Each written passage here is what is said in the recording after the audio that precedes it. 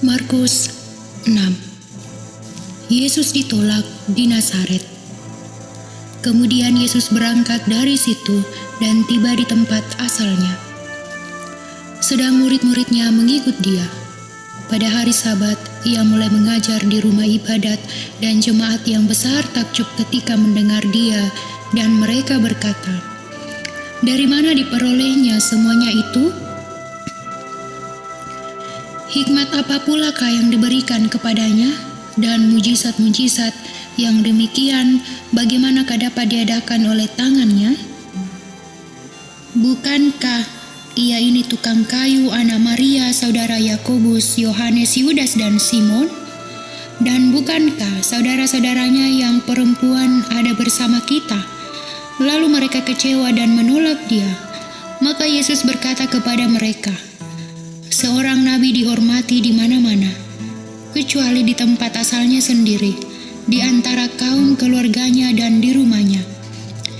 Ia tidak dapat mengadakan satu mujizat pun di sana, kecuali menyembuhkan beberapa orang sakit dengan meletakkan tangannya atas mereka." Ia merasa heran atas ketidakpercayaan mereka. Yesus mengutus ke-12 rasul. Lalu Yesus berjalan keliling dari desa ke desa sambil mengajar. Ia memanggil ke-12 murid itu dan mengutus mereka berdua-dua. Ia memberi mereka kuasa atas roh jahat dan berpesan kepada mereka supaya jangan membawa apa-apa dalam perjalanan mereka, kecuali tongkat, roti pun jangan, bekal pun jangan, uang dalam ikat pinggang pun jangan. Boleh memakai alas kaki, tetapi jangan memakai 2 baju. Katanya selanjutnya kepada mereka, "Kalau di suatu tempat kamu sudah diterima dalam suatu rumah, tinggallah di situ sampai kamu berangkat dari tempat itu. Dan kalau ada suatu tempat yang tidak mau menerima kamu, dan kalau mereka tidak mau mendengarkan kamu, keluarlah dari situ dan kebaskanlah debu yang di kakimu sebagai peringatan bagi mereka." Lalu pergilah mereka memberitakan bahwa orang harus bertobat, dan mereka mengusir banyak setan dan mengoles banyak orang sakit dengan minyak dan menyembuhkan mereka. Yohanes Pembaptis dibunuh. Raja Herodes juga mendengar tentang Yesus, sebab namanya sudah terkenal dan orang mengatakan, "Yohanes Pembaptis sudah bangkit dari antara orang mati, dan itulah sebabnya kuasa-kuasa itu bekerja di dalam dia." Yang lain mengatakan, "Dia itu Elia." Yang lain lagi mengatakan, "Dia itu seorang nabi, sama seperti nabi-nabi yang dahulu." Waktu Herodes mendengar hal itu, ia berkata, "Bukan dia itu Yohanes yang sudah kupenggal kepalanya dan yang bangkit lagi?" Sebab memang Herodeslah yang menyuruh orang menangkap Yohanes dan membelenggunya di penjara, berhubung dengan peristiwa Herodias, istri Filipus saudaranya, karena Herodes telah mengambilnya sebagai istri. Karena Yohanes pernah menegur Herodes, "Tidak halal engkau mengambil istri saudaramu."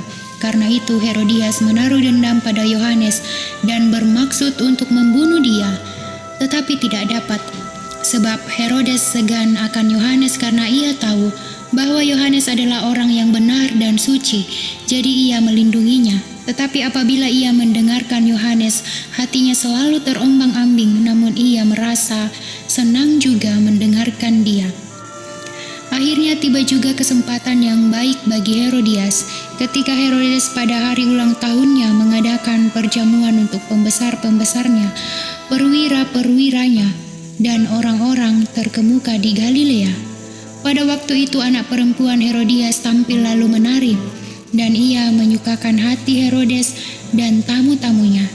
Raja berkata kepada gadis itu, "Minta daripadaku apa saja yang kau ingini, maka akan kuberikan kepadamu."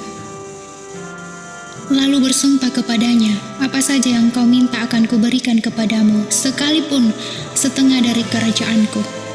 Anak itu pergi dan menanyakan ibunya, "Apa yang harus kuminta?" Jawabnya, "Kepala Yohanes Pembaptis." Maka cepat-cepat ia pergi kepada raja dan meminta, Aku mau supaya sekarang juga engkau berikan kepadaku kepala Yohanes Pembaptis di sebuah talam." Lalu sangat sedihlah hati raja, tetapi karena sumpahnya dan karena tamu-tamunya ia tidak mau menolaknya. Raja segera menyuruh seorang pengawal dengan perintah supaya mengambil kepala Yohanes. Orang itu pergi dan memenggal kepala Yohanes di penjara. Ia membawa kepala itu di sebuah talam dan memberikannya kepada gadis itu, dan gadis itu memberikannya pula kepada ibunya. Ketika murid-murid Yohanes mendengar hal itu, mereka datang dan mengambil mayatnya, lalu membaringkannya dalam kuburan. Yesus memberi makan 5.000 orang. Kemudian rasul-rasul itu kembali berkumpul dengan Yesus dan memberitahukan kepadanya semua yang mereka kerjakan dan ajarkan. Lalu ia berkata kepada mereka, "Marilah ke tempat yang sunyi supaya kita sendirian, dan beristirahatlah seketika, sebab memang begitu banyaknya orang yang datang dan yang pergi, sehingga makan pun mereka tidak sempat." Maka berangkatlah mereka untuk mengasingkan diri dengan perahu ke tempat yang sunyi. Tetapi pada waktu mereka bertolak, banyak orang melihat mereka dan mengetahui tujuan mereka. Dengan mengambil jalan darat, segeralah datang orang dari semua kota ke tempat itu sehingga mendahului mereka. Ketika Yesus mendarat, ia melihat sejumlah besar orang banyak. Maka tergeraklah hatinya oleh belas kasihan kepada mereka, karena mereka seperti domba yang tidak mempunyai gembala. Lalu mulailah ia mengajarkan banyak hal kepada mereka. Pada waktu hari sudah mulai malam, datanglah murid-muridnya kepadanya dan berkata, "Tempat ini sunyi dan hari sudah mulai malam. Suruhlah mereka pergi supaya mereka dapat membeli makanan di desa-desa dan di kampung-kampung di sekitar ini." Tetapi jawabnya, "Kamu harus memberi mereka makan." Kata mereka kepadanya, "Jadi haruskah kami membeli roti seharga 200 dinar untuk memberi mereka makan?" Tetapi ia berkata kepada mereka, "Berapa banyak roti yang ada padamu? Cobalah periksa." Sesudah memeriksanya mereka berkata, 5 roti dan 2 ikan. Lalu ia menyuruh orang-orang itu supaya semua duduk berkelompok-kelompok di atas rumput hijau. Maka duduklah mereka berkelompok-kelompok, ada yang 100, ada yang 50 orang. Dan setelah ia mengambil 5 roti dan 2 ikan itu, ia menengadah ke langit dan mengucap berkat, lalu memecah-mecahkan roti itu dan memberikannya kepada murid-muridnya supaya dibagi-bagikan kepada orang-orang itu. Begitu juga kedua ikan itu dibagi-bagikannya kepada semua mereka. Dan mereka semuanya makan sampai kenyang. Kemudian orang mengumpulkan potongan-potongan roti 12 bakul penuh, selain daripada sisa-sisa ikan. Yang ikut makan roti itu ada 5.000 orang laki-laki. Yesus berjalan di atas air. Sesudah itu Yesus segera memerintahkan murid-muridnya naik ke perahu dan berangkat lebih dulu ke seberang, ke Betsaida. Sementara itu ia menyuruh orang banyak pulang. Setelah ia berpisah dari mereka, ia pergi ke bukit untuk berdoa.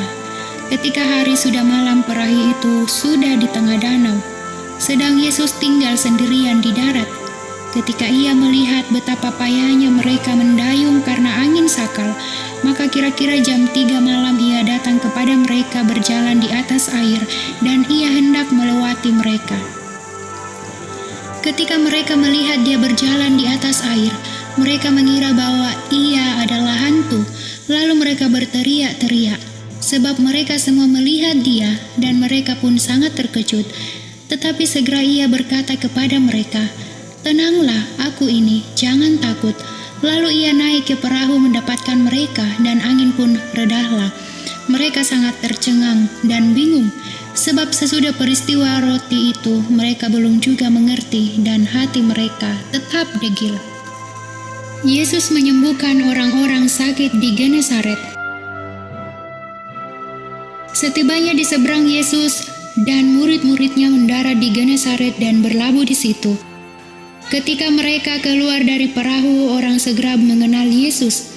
Maka berlari-larilah mereka ke seluruh daerah itu dan mulai mengusung orang-orang sakit di atas tilamnya kepada Yesus. di mana saja kabarnya ia berada. Kemanapun ia pergi, ke desa-desa, ke kota-kota, atau ke kampung-kampung, orang meletakkan orang-orang sakit di pasar dan memohon kepadanya, supaya mereka diperkenankan hanya menjamah jubah-jubahnya saja.